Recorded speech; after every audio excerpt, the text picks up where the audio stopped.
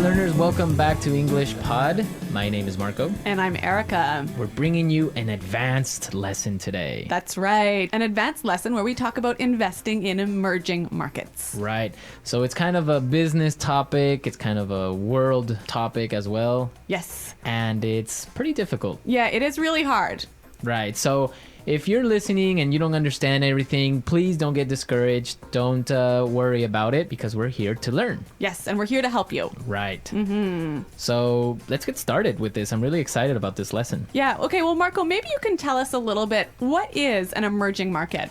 An emerging market is a market that is starting to develop. Okay. And it's growing rapidly. So you can maybe give some examples of emerging market. Well, for example, China is an emerging market. Yeah. In the last years, it's been growing rapidly. More and more people are moving to the middle class and have money to spend. Right, exactly. So China is like a really great example of an emerging market. All right. Well, with that, let's listen to the dialogue for the first time.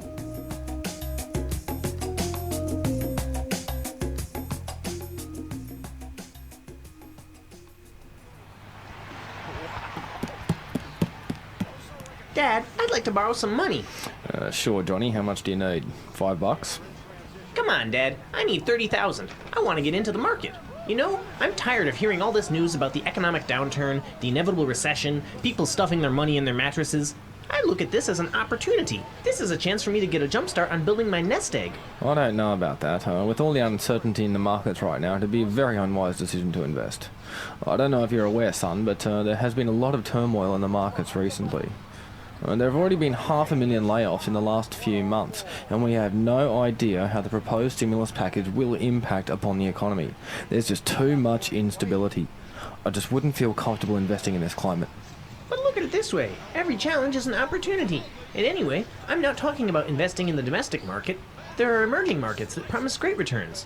Look at China, for example. They have 1.4 billion people, 500 million of whom have recently entered the middle class. Here alone, the aggregate demand for consumer goods represents an amazing wealth-generating opportunity. Oh, come on, son. You're looking at this too naively.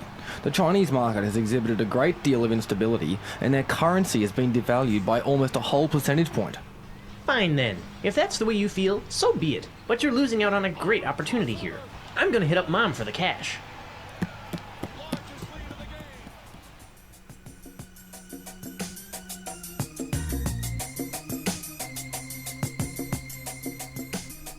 Well, it sounds like the dad has missed out on a really big investment opportunity, hey? Yeah, his son is pretty smart. Yeah. Pretty smart little boy. Uh-huh. Okay, so we have some great words that we want to look at here. Why don't we start with the first one? Turmoil. Turmoil. Turmoil. Turmoil. So we have some great examples of how turmoil is used in different sentences, so let's listen. Example 1. With a civil war, a famine and inflation, the country has been in turmoil for 10 years.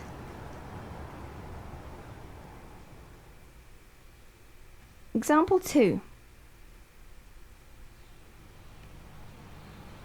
There's been a lot of turmoil in my life recently. I've moved to a new city, I've changed my job, I broke up with my girlfriend. Example 3. The devaluation of the dollar caused a great deal of turmoil in the markets. So turmoil is a state of uncertainty, of change, of difficult times. a little bit of chaos. Also, Yeah. So, for example, when there's a lot of turmoil in the market, that means stock prices are changing drastically from day to day. Right. Or the economy is in turmoil. There's a lot of problems going on. Yeah, uncertainty. Uncertainty. Okay. Good word. All right. And we also saw something really interesting in the dialogue about a proposed stimulus package. A proposed stimulus package. So a proposed stimulus package is something that's going on now. Yes, let's break this phrase down. So we've got stimulus package. A stimulus package, something to stimulate the economy, right? Right, so money from the government to get the economy moving. To get it moving, stimulus package. Proposed. It means that it hasn't been approved yet. Right, it's suggested. It's suggested. It's an idea. So the proposed stimulus package for the U.S. economy, for example, is $150 billion. Right. That's $150 billion of American taxpayers' money that the government wants to put into the economy to keep it moving. To keep it moving, right. So if it works or not, that's still a debate, but yeah. It's a proposed stimulus package. Let's move to our third phrase, aggregate demand. Aggregate demand. Aggregate demand. Aggregate demand. So demand is pretty clear, but this word aggregate, what's that about?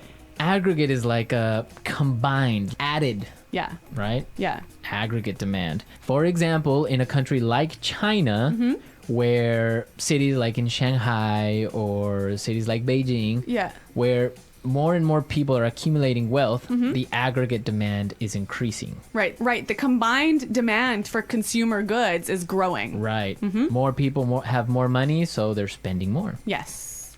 Okay. You know, Marco, there's a ton of excellent language in this dialogue, isn't there? Yeah, a lot of good stuff here. Yeah, and we want to listen to the dialogue one more time. But before we do, we have 3 words for you that we want you to listen for. Yeah, pay attention to these words. Nest egg. Nest egg.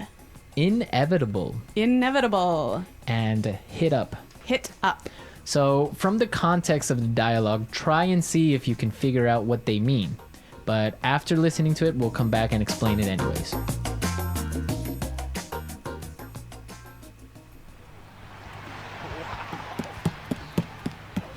Dad, I'd like to borrow some money. Sure, Johnny. How much do you need?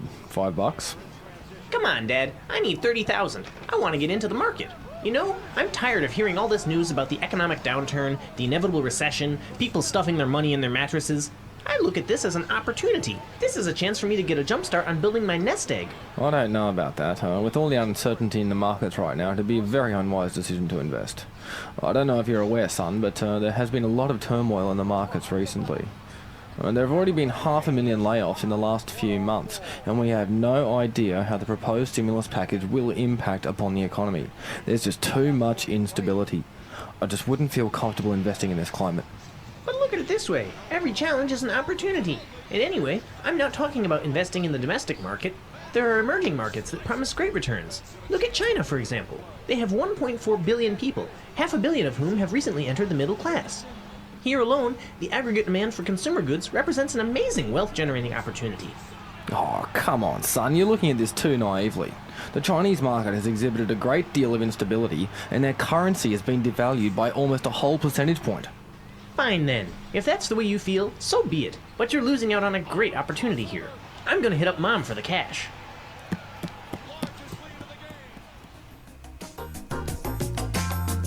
So the kid wants to invest because he wants to set up his nest egg. That's right. So basically he wants to get a bunch of cash together so that he can buy a house or get married or whatever. It's that money you need to start your life, right? To start your life, your nest egg. It's kind of a weird way of referring to this money, right? I guess it is kind of funny.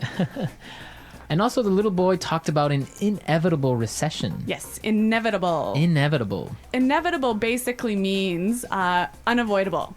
Right. So this guy thinks that the recession is unavoidable. It's gonna happen. Yes, inevitable. You know, this word inevitable, if you apply the root words, you can get a noun, an adjective, or an adverb, right? Right. So we've got some examples where you can see this word in action. Example 1.